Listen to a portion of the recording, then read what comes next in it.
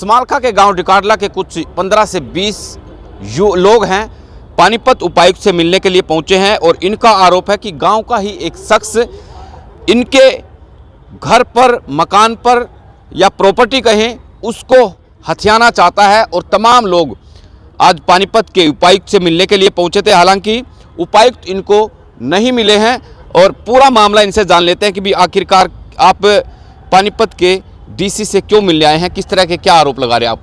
नमस्कार जी, मैं गांव डिकाडला से का रहने वाला हूं। हमारे मकान है डिकाडला गांव में, गांव का रहने वाला है जो ज़बरदस्ती हमारे मकान पे कब्जा करना चाहता है। उसने कुछ दिन पहले एक मकान ख़रीदा है जिस पे उसका ऑलरेडी कब्जा है और उसने मकान पे कब्जा कर लिया अपना, और उसी के अवैध में उसने गलत रजिस्ट्री बनवा के और 500 नंबर की वो मेरे मकान पे दावा डाल रहा है, दावा डाला हुआ है। तो मैं सरकार से अनुरोध करता हूं, उपायुक्त से, कि हमारा जल्द से जल्द इस मामले को सुलझाया जाए। और जो मकान हमारा है उस मकान में हम 3 पीढ़ी से रह रहे हैं। और आपका कैसे वो प्लाट कब आपको मिला था, क्या खरीदा था, किस तरह आपको मिला था? नहीं, 1962 में ये इस्तेमाल में इकट्ठे थे प्लाट। उस ज़माने से हमारा दादा है फतेह सिंह, वो रह रहा था और सन 2002 में मेरे फादर ने उनसे ख़रीदा। और जब से हम वहाँ रह रहे हैं और कम से कम वालों 30-40 साल से मेरा कब्जा उस पर, फ़िलहाल कब्जा मेरा ही है। और वो ज़बरदस्ती हमको धमकाने की कोशिश करता है। बार बार हमारे भाइयों की ने पुलिस में कंप्लेंट दी है, झूठी चोरी का ब्लेम भी डाला है। और हमने इसकी कंप्लेंट एसडीएम साहब को भी दी है, डीएसपी साहब को दी है समालखा को, और एसएसओ समालखा को भी दी है।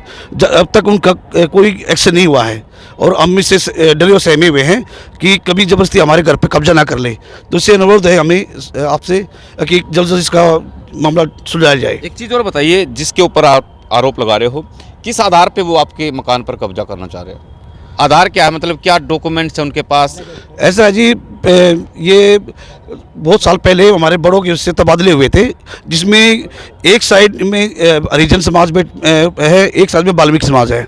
उन्होंने आपसे मौखिक तौर पे तबादले में बैठा दिए थे और उसकी अवज़ में उसने आज ये जो अलग नंबरों पे जहाँ हमारा कब्जा है बैठे हुए हैं, लेकिन वो नंबर अलग अलग हैं। उस नंबर का गलत फ़ायदा उठाते हुए उसने ये काम किया है। ऐसे तो हर आदमी दूसरे के नंबर पे बैठा हुआ है। अगर ऐसा हम करने लगे तो हमारा तो पूरा ही गांव एक दूसरे ख़त्म हो जाएगा। अब आप एक एप्लीकेशन लेके अंदर से निकले हो, क्या कहाँ आप लोगों ने ये सीएम विंडो पे डाली है या कहाँ पर आपने एक और दरखास्त दी है? हमने ये सीएम विंडो को भी दी है और डीसी ऑफिस में भी हमने इसको दे दिया है ताकि हमारा ये निवारण हो सके। आप बताइए, किस तरह आप लोग भी आए थे इनके साथ में, क्या आप भी पीड़ित हैं क्या? बिल्कुल ठीक है जी, जो कह रही है वही बात है। ये 57-58 साल से मकान बना हुआ जी, मेरा पड़ोसी है ये। मतलब आप गवाही के तौर पर भी आप लोगों के सामने हुई थी ये चीजें? सामने हुई थी बात, हमारे सामने हुई थी जी। अरे 57-58 साल से मकान बना हुआ जी। उस टाइम में 14-15 साल का था, 72 साल की उम्र होगी। तो लोगों की राय सुनी, पीड़ित की राय सुनी, बयान सुना आपने, और इनकी तरफ से कहना है कि गांव का एक शख्स इनके जो मकान है उसको हथियाना चाहता है, ज़बरदस्ती कब्जा करना चाहता है। इसके अलावा डीसी से मिलने के लिए पहुंचे थे, लेकिन यहां पर डीसी इनको नहीं मिले। सीएम विंडो पे इन्होंने शिकायत दी है और प्रशासन से न्याय की गुहार लगाई है।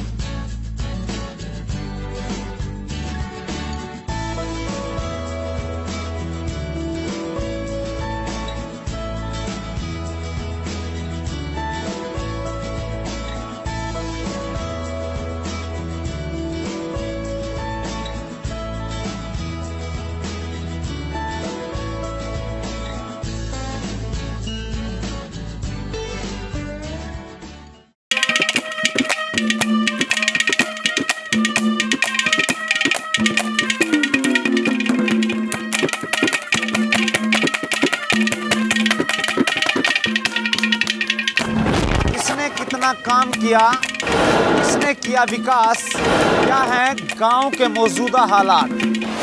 ग्रामीण किसे देंगे अपना वोट, नाम पर या काम पर? पूछेंगे हम, बताएंगे आप। ये खास कार्यक्रम पंचायती सरकार।